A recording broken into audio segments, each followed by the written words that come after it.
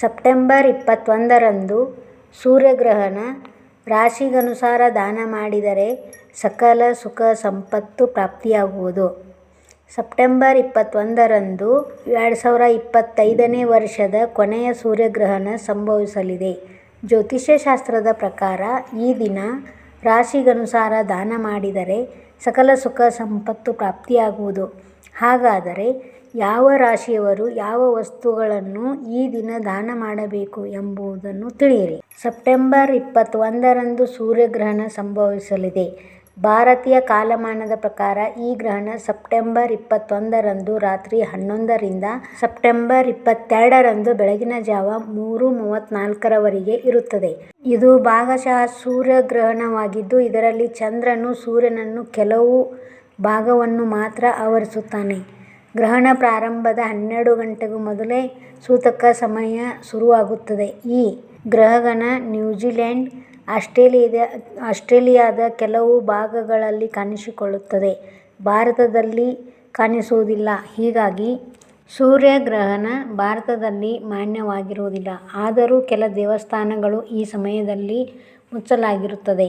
ಜೊತೆಗೆ ಕೆಲ ಜನರು ಗ್ರಹಣದಲ್ಲಿ ದಾನದಂಥ ಶುಭ ಕಾರ್ಯಗಳನ್ನು ಮಾಡಲು ಬಯಸುತ್ತಾರೆ. ಜ್ಯೋತಿಷ್ಯ ಶಾಸ್ತ್ರದ ಪ್ರಕಾರ ಯಾವುದೇ ಗ್ರಹಣದ ಸಮಯದಲ್ಲಿ ದಾನ ಮಾಡುವುದು ಪುಣ್ಯದ ಫಲವನ್ನು ಹೆಚ್ಚಿಸುತ್ತದೆ. ಬಡವರಿಗೆ, ನಿರ್ಗತಿಕರಿಗೆ ಹಾಗೂ ಅಸಹಾಯಕರಿಗೆ ಸಹಾಯ ಮಾಡುವುದು ತುಂಬ ಉತ್ತಮ ಫಲಗಳನ್ನು ನೀಡುತ್ತದೆ ಎಂದು ನಂಬಲಾಗುತ್ತದೆ. ಹೀಗಾಗಿ ಈ ಸಮಯದಲ್ಲಿ ದಾನದಂಥ ಕಾರ್ಯಗಳಲ್ಲಿ ತಮ್ಮನ್ನು ತಾವು ತೊಡಗಿಸಿಕೊಳ್ಳುವುದು, ವಿಶೇಷವಾಗಿ ರಾಶಿಗನುಸಾರ ದಾನ ಮಾಡುವುದರಿಂದ ಹೆಚ್ಚು ಪ್ರಯೋಜನಗಳನ್ನು ಪಡೆಯಬಹುದು. ಹಾಗಾದರೆ ಸೂರ್ಯಗ್ರಹಣದ ಸಮಯದಲ್ಲಿ ಯಾವ ರಾಶಿಯವರು ಯಾವ ವಸ್ತುಗಳನ್ನು ದಾನ ಮಾಡುವುದರಿಂದ ಗ್ರಹಣ ದೋಷ ಹಾಗೂ ಜಾತಕದ ದೋಷಗಳು ನಿವಾರಣೆಯಾಗುತ್ತವೆ ಎಂದು ತಿಳಿಯಿರಿ. ಮೊದಲನೆಯ ರಾಶಿ ಮೇಷರಾಶಿ.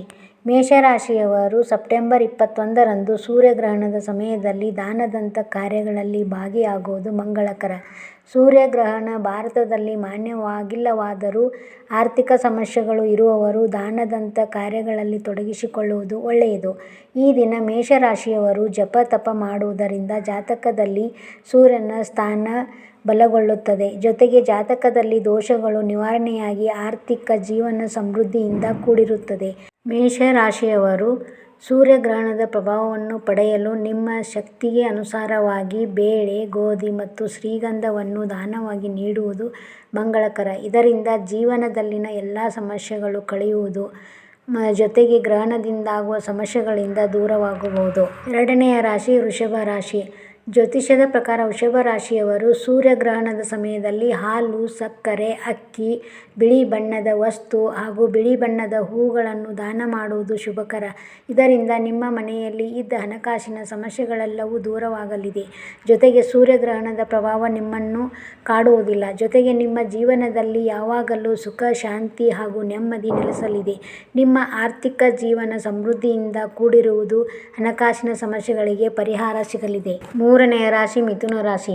ಮಿಥುನ ರಾಶಿಯವರು ಸೂರ್ಯಗ್ರಹಣದ ಸಮಯದಲ್ಲಿ ಗೋಮಾತೆಗೆ ಆಹಾರ ನೀಡಿ ಅವಶ್ಯಕತೆ ಇರುವವರಿಗೆ ಹಣ್ಣು, ತರಕಾರಿ ದಾನ ಮಾಡುವುದರಿಂದ ಸಂತೋಷದ ಜೀವನವನ್ನು ನಡೆಸುತ್ತಾರೆ. ಮನೆಯಲ್ಲಿ ಯಾವುದೇ ರೀತಿಯ ಜಗಳ, ಅಸಮಾಧಾನ, ಮನಸ್ತಾಪ ಇದ್ದರೂ ಕೊನೆಗೊಳ್ಳಲಿದೆ. ಸಂಬಂಧಗಳಲ್ಲಿ ಬಲ ಹೆಚ್ಚಾಗುವುದು. ಸೂರ್ಯನ ಅನುಗ್ರಹವನ್ನು ನೀವು ಪಡೆಯುವಿರಿ. ಹೀಗಾಗಿ ಜ್ಯೋತಿಷ್ಯದ ಪ್ರಕಾರ ಮಿಥುನ ರಾಶಿಯವರು ಸೂರ್ಯಗ್ರಹಣದ ಸಮಯದಲ್ಲಿ ಕೈಲಾದಷ್ಟು ದಾನ ಮಾಡುವುದು ದೀರ್ಘಕಾಲದ ಪ್ರಯೋಜನವನ್ನು ನೀಡುತ್ತದೆ. ನಾಲ್ಕನೆಯ ರಾಶಿ ಕಟಕ ರಾಶಿ. ಕಟಕ ರಾಶಿಯವರು ಸೆಪ್ಟೆಂಬರ್ 21ರಂದು ಸೂರ್ಯಗ್ರಹಣದ ಸಮಯದಲ್ಲಿ ಶಕ್ತಿಗೆ ಅನುಸಾರವಾಗಿ ತುಪ್ಪ, ಹಾಲು, ಅಕ್ಕಿ, ಕರ್ಪೂರವನ್ನು ದಾನ ಮಾಡಿ. ಇದರಿಂದಾಗಿ ಜಾತಕದಲ್ಲಿನ ಎಲ್ಲ ಗ್ರಹ ದೋಷಗಳು ನಿವಾರಣೆಯಾಗುತ್ತವೆ. ಕುತಂತ್ರ, ಪೈಪೋಟಿ ಬದಲಾಗಿ ಶತ್ರುಗಳು ಪರಸ್ಪರ ಮಿತ್ರರಾಗುತ್ತಾರೆ. ಕೆಲಸದ ಸ್ಥಳದಲ್ಲಿ ನಿಮ್ಮ ಖ್ಯಾತಿ, ಗೌರವ ಹೆಚ್ಚಾಗುವುದು. ಅಲ್ಲದೆ ಸಂಪತ್ತು, ಸಕಲ ಸೌಕರ್ಯಗಳನ್ನು ನೀವು ಪಡೆಯುವಿರಿ. ವಿಶೇಷವಾಗಿ ಸೂರ್ಯನ ಅನುಗ್ರಹದಿಂದಾಗಿ ದಾಂಪತ್ಯ ಜೀವನ ಸಂತೋಷದಿಂದ ಕೂಡಿರಲಿದೆ. ಐದನೆಯ ರಾಶಿ ಸಿಂಹ ರಾಶಿ. ಸಿಂಹ ರಾಶಿಯವರು ಗೋಧಿ ಮತ್ತು ಅಗತ್ಯ ಇರುವವರಿಗೆ ಅನ್ನದಾನ ಜೊತೆಗೆ ಕೆಂಪು ಬಟ್ಟೆ ದಾನ ಮಾಡುವುದು ಶುಭ.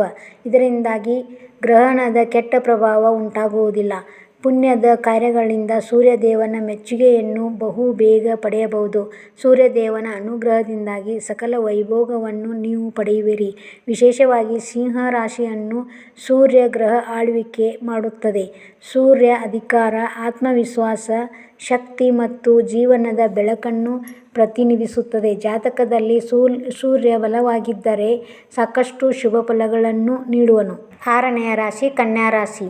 ಕನ್ಯಾ ರಾಶಿಯವರು ಹಣ್ಣು, ತರಕಾರಿ, ಹಸುವಿನ ಶುದ್ಧ ತುಪ್ಪ ಹಾಗೂ ಗೋಡಂಬಿಯನ್ನು ದಾನ ಮಾಡುವುದರಿಂದ ಶುಭ ಫಲಗಳು ಪ್ರಾಪ್ತಿಯಾಗುತ್ತವೆ. ಜಾತಕದಲ್ಲಿ ಸೂರ್ಯನ ಸ್ಥಾನ ದುರ್ಬಲವಾಗಿದ್ದರೆ, ಕುಟುಂಬದಲ್ಲಿ ದೀರ್ಘಕಾಲದ ಹಣಕಾಸಿನ ತೊಂದರೆ ಉದ್ಯೋಗದಲ್ಲಿ ಹಿನ್ನಡೆ, ಮದುವೆಯಾಗದ ಸಮಸ್ಯೆಗಳನ್ನು ಎದುರಿಸುತ್ತಿದ್ದರೆ ಈ ದಿನ ದಾನ ಮಾಡುವುದು ಮಂಗಳಕರ.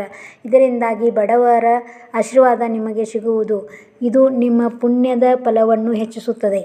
7ನೆಯ ರಾಶಿ ತುಲಾರಾಶಿ. ತುಲಾರಾಶಿಯವರು ಸೆಪ್ಟೆಂಬರ್ 21ರಂದು ಸೂರ್ಯಗ್ರಹಣದ ಸಮಯದಲ್ಲಿ ಸಕ್ಕರೆ, ಗೋಧಿ, ಬಟ್ಟೆ, ಹಸುವಿನ ಶುದ್ಧ ತುಪ್ಪ ಮತ್ತು ತರಕಾರಿಗಳನ್ನು ಅಗತ್ಯ ಇರುವವರಿಗೆ ದಾನವಾಗಿ ನೀಡುವುದು ಶುಭ.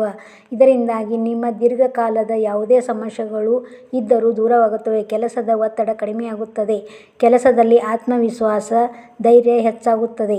ಸೂರ್ಯ ದೇವನ ಅನುಗ್ರಹದಿಂದಾಗಿ ಅಂದುಕೊಂಡ ಕಾರ್ಯಗಳೆಲ್ಲ ಸುಗಮವಾಗಿ ನಡೆಯುತ್ತವೆ. 8ನೆಯ ರಾಶಿ ವೃಶ್ಚಿಕ ರಾಶಿ. ಜ್ಯೋತಿಷ್ಯದ ಪ್ರಕಾರ ವೃಶ್ಚಿಕ ರಾಶಿಯವರು ಸೂರ್ಯಗ್ರಹಣದ ಸಮಯದಲ್ಲಿ ಅಗತ್ಯ ಇರುವವರಿಗೆ ಉದ್ದಿನ ಬೇಳೆ, ಕೆಂಪು ಬಟ್ಟೆ, ಕುಂಬಳಕಾಯಿ, ಕೆಂಪು ಬಣ್ಣದ ಹೂಗಳನ್ನು ನೀಡುವುದು ಮಂಗಳಕರ. ಇದರಿಂದಾಗಿ ನಿರ್ಗತಿಕರ ಆಶೀರ್ವಾದ ಸಿಗುವುದು. ಇದು ನಿಮ್ಮ ಎಲ್ಲ ಸಮಸ್ಯೆಗಳನ್ನು ನಿವಾರಣೆ ಮಾಡಲಿದೆ. ಜೊತೆಗೆ ಜಾತಕದಲ್ಲಿನ ಸೂರ್ಯನ ಸ್ಥಾನವು ಬಲಗೊಳ್ಳಲಿದೆ. ಹಿಂದೆ ಮಾಡಿದ ಶ್ರಮಕ್ಕೆ ಈ ಸಮಯದಲ್ಲಿ ನೀವು ಅಧಿಕ ಲಾಭ ಪಡೆಯುವ ಸಾಧ್ಯತೆ ಇದೆ. ಹೀಗಾಗಿ ಈ ಗ್ರಹಣದ ಸಮಯವನ್ನು ನಿರ್ಲಕ್ಷ್ಯ ಮಾಡಬೇಡಿ. ನಿಮ್ಮ ಕೈಲಾದಷ್ಟು ಸಹಾಯ ಮಾಡುವುದು ಶುಭಕರ. ಇದು ನಿಮ್ಮ ಆರ್ಥಿಕ ಜೀವನವನ್ನು ಸಂಪದ್ಭರಿತವಾಗಿಸುತ್ತದೆ. 9ನೆಯ ರಾಶಿ ಧನುರಾಶಿ. ಧನುರಾಶಿಯವರು ಸೂರ್ಯಗ್ರಹಣದ ಸಮಯದಲ್ಲಿ ಹಳದಿ ಬಣ್ಣದ ಬಟ್ಟೆ, ಹಣ್ಣು, ಗೋಧಿ, ಉಪ್ಪು, ಶುದ್ಧ ಹಸುವಿನ ತುಪ್ಪವನ್ನು ದಾನವಾಗಿ ನೀಡುವುದು ಮಂಗಳಕರವಾಗಿದೆ. ಇದು ಹಣವನ್ನು ಸಂಪಾದಿಸಲು ಇರುವ ಅಡೆತಡೆಗಳನ್ನು ದೂರ ಮಾಡುವುದು. ನಿಮ್ಮ ಎಲ್ಲ ಸಮಸ್ಯೆಗಳಿಗೆ ಪರಿಹಾರವನ್ನು ಈ ಪುಣ್ಯದ ಕಾರ್ಯಗಳು ನೀಡುತ್ತವೆ. ಅಲ್ಲದೆ ಕೌಟುಂಬಿಕ ಸಮಸ್ಯೆಗಳು ದೂರವಾಗಲಿದೆ. ಜೊತೆಗೆ ಸೂರ್ಯಗ್ರಹಣದ ದೋಷಗಳು ನಿವಾರಣೆಯಾಗುತ್ತವೆ. 10ನೆಯ ರಾಶಿ ಮಕರ ರಾಶಿ. ಜ್ಯೋತಿಷ್ಯ ಶಾಸ್ತ್ರದ ಪ್ರಕಾರ ಮಕರ ರಾಶಿಯವರು ಸೂರ್ಯಗ್ರಹಣದ ಸಮಯದಲ್ಲಿ ಶಕ್ತಿಗೆ ಅನುಸಾರ ದಾನ ಮಾಡುವುದು ಸಂಪತ್ತನ್ನು ವೃದ್ಧಿಸುತ್ತದೆ. ನಿಮ್ಮ ಕೌಟುಂಬಿಕ ಸಮಸ್ಯೆಗಳಿಗೆ ಪರಿಹಾರವನ್ನು ಸಹ ನೀವು ಪಡೆಯುವಿರಿ. ಈ ಸಮಯದಲ್ಲಿ ಕಪ್ಪು ಎಳ್ಳು, ಕಪ್ಪು ಬಟ್ಟೆಯನ್ನು ದಾನವಾಗಿ ನೀಡುವುದು ಶುಭಕರವಾಗಿದೆ. ಇದರಿಂದಾಗಿ ಜಾತಕದಲ್ಲಿನ ಎಲ್ಲ ಗ್ರಹ ದೋಷಗಳು ನಿವಾರಣೆಯಾಗುತ್ತದೆ. ಅಲ್ಲದೆ ಕುಟುಂಬ ಜೀವನ ಸಂತೋಷದಿಂದ ಕೂಡಿರಲಿದೆ. ಜೊತೆಗೆ ಸೂರ್ಯ ದೇವನ ಅನುಗ್ರಹದಿಂದಾಗಿ ಎಲ್ಲ ಕೆಲಸಗಳು ಅಡೆತಡೆ ಇಲ್ಲದೆ ಸುಲಭವಾಗಿ ಸಾಗಲಿವೆ. 11ನೆಯ ರಾಶಿ ಕುಂಭರಾಶಿ. ಕುಂಭರಾಶಿಯವರು ಸೂರ್ಯಗ್ರಹಣದ ಸಮಯದಲ್ಲಿ ಸಕ್ಕರೆ, ಹೊಸ ಬಟ್ಟೆ, ಗೋಧಿ, ಉದ್ದಿನಬೇಳೆ ದಾನ ಮಾಡುವುದು ಒಳ್ಳೆಯದು. ಇದರಿಂದಾಗಿ ಗ್ರಹಣ ದೋಷಗಳು ಕಾಡುವುದಿಲ್ಲ. ಸಂತೋಷದ ಜೀವನ ನಡೆಸಲು ಸೂರ್ಯದೇವನ ಅನುಗ್ರಹ ಸಿಗಲಿದೆ. ಅಲ್ಲದೆ ಹಣ ಗಳಿಸಲು ಇರುವ ಅಡೆತಡೆಗಳು ನಿಮ್ಮಿಂದ ದೂರವಾಗುತ್ತವೆ. ಸಣ್ಣ ಪ್ರಯತ್ನದಿಂದ ದೊಡ್ಡ ಮಟ್ಟದ ಲಾಭವನ್ನು ನೀವು ಗಳಿಸುವಿರಿ. ಇದು ನಿಮ್ಮ ಆರ್ಥಿಕ ಜೀವನವನ್ನು ಬಲಗೊಳಿಸುವುದು. 12ನೇ ರಾಶಿ ಮೀನರಾಶಿ. ಜ್ಯೋತಿಷ್ಯದ ಪ್ರಕಾರ ಮೀನರಾಶಿಯವರು ಹಳದಿ ಬಟ್ಟೆ, ಬೆಲ್ಲ, ಅರಿಶಿನ, ಕುಂಕುಮ, ಸೀರೆಯನ್ನು ನೀಡುವುದು ಪುಣ್ಯದ ಫಲವನ್ನು 100 ಪಟ್ಟು ಹೆಚ್ಚಿಸಲಿದೆ. ಎಲ್ಲ ದೋಷಗಳು ದೂರವಾಗಿ ಸಂತೋಷದ ಜೀವನವನ್ನು ನೀವು ನಡೆಸುವಿರಿ. ಜೊತೆಗೆ ಮೀನರಾಶಿಯವರು ಈ ಸಮಯದಲ್ಲಿ ಓಂ ನಮಃ ಶಿವಾಯ ಹಾಗೂ ನವಗ್ರಹ ಮಂತ್ರವನ್ನು ಪಠಿಸಿ. ಇದರಿಂದಾಗಿ ಗ್ರಹಣದ ಸಮಯದಲ್ಲಿ ನೀವು ದೇವರ ಅನುಗ್ರಹವನ್ನು ಪಡೆಯುವಿರಿ.